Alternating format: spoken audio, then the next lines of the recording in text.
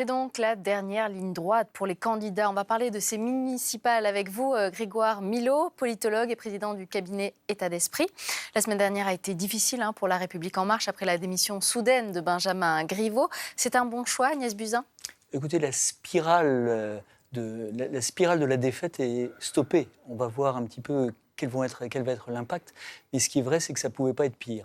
Donc aujourd'hui, en tout cas, ce qui est sûr, c'est que les sondages ne sont pas trop mauvais. On parle d'un souffle, mais... Oui, alors le dernier sondage paru aujourd'hui donne Anne Hidalgo en tête des intentions de vote à Paris, donc, avec 24%, suivi de Rachida Dati, 22%, et Agnès Buzyn, 19%. Alors certes, elle est la troisième, mais globalement, elles sont toutes les trois dans un mouchoir. Donc on va bien voir, il reste encore un mois de campagne, les choses peuvent évoluer, on le verra dans les semaines qui viennent. Agnès Buzyn lâche ses dossiers en cours et privilégie sa carrière politique. Le personnel soignant est très agacé aujourd'hui. Pour eux, cela prouve que le ministère de la Santé est une coquille vide. Ils ont raison ?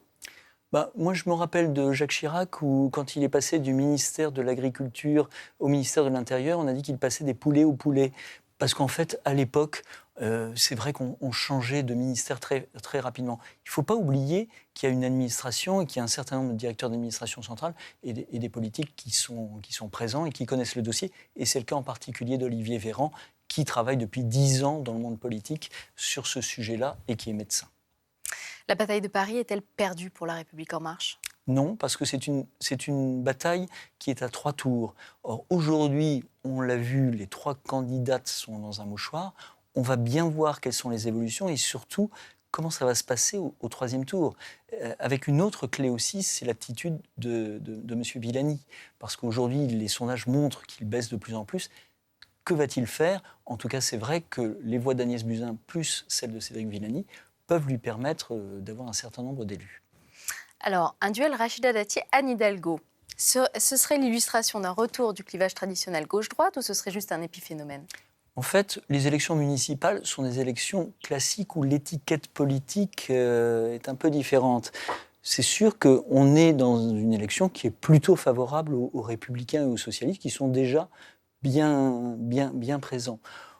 On le verra, ce qui est sûr, c'est que de toute façon, La République En Marche a très subtilement soutenu des candidats, parfois de droite, parfois de gauche, histoire en fait de laisser passer cette élection et de penser à l'élection présidentielle. On a vu Marine Le Pen dans le reportage, elle change de tactique, elle présente beaucoup plus de candidats pour obtenir des conseillers municipaux. Ça pourrait être une stratégie payante ?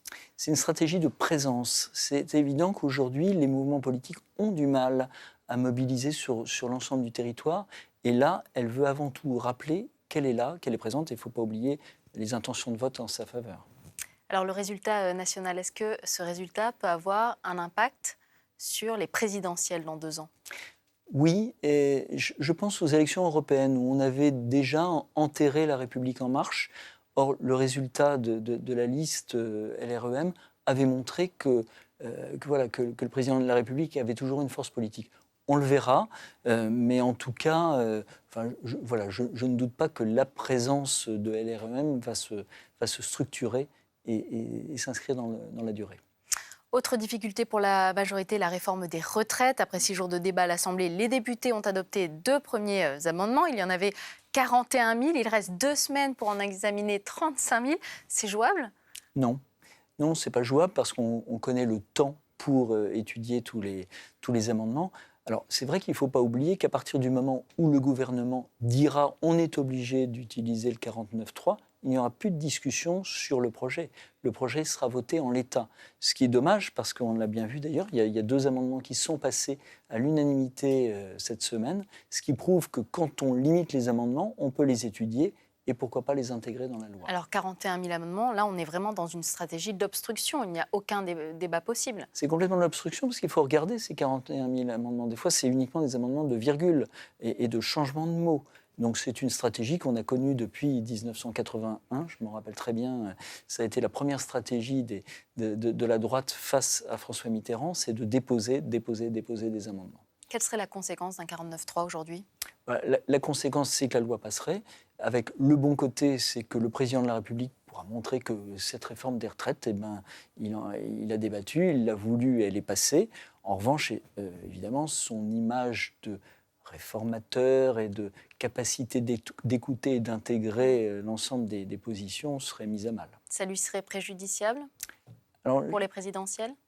J'ai en tête Baron Noir, parce que Baron Noir, quand on le regarde, c'est vrai qu'il y a beaucoup de sujets qui sont tout à fait proches d'aujourd'hui, et l'utilisation du 49.3. Donc il ne faut pas oublier qu'un président de la République, ce qu'on lui demande, c'est d'agir. Il ne faut pas oublier aussi que la majorité des Français, que la loi passe avec le 49.3, 149.3. La question, c'est est-ce que je partage cette loi ou pas? On verra le résultat aux élections présidentielles.